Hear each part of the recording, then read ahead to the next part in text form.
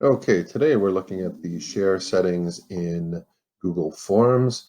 When considering sharing a Google form with students and staff in the TCDSB, really it comes down to just one consideration in your or one setting in your settings menu. So let's go up to this little settings icon here. I'm going to click on that. And the one I was referring to here is whether or not you're going to require a sign-in.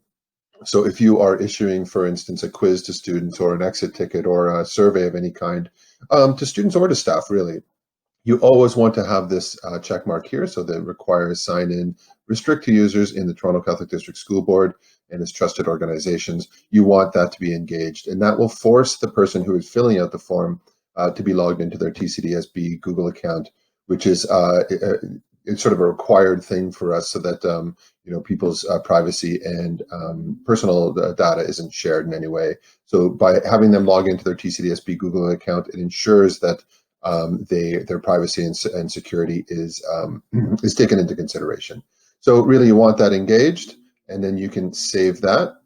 And now, right now, although this is a blank form with no questions on it, once I've completed it, either as a quiz or just as a survey or exit ticket or something along those lines, then I can go ahead and send it. So I'm just going to click on the send. Three ways really of sending this or having people fill it out. One is to just email them directly. I find that works well when you have a small group of people. So you would just enter their Google ID here, okay? So that's one approach, and then you would simply scroll down and click send, and that would send it to that one recipient. I'll just erase that.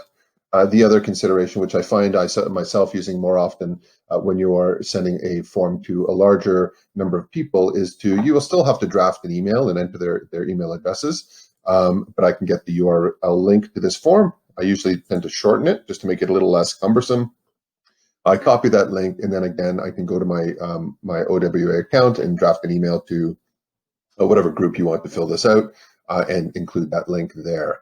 The last way, which is not used a ton, is to actually embed the form right into, for instance, a Google site. So I can copy this embed code, paste it into a Google site, and then the form is ready to be filled out right from the web page. So those are the three ways of sending. But again, the important thing is that in your settings, you have this button clicked on, so you're restricting it to only users in the TCDSB.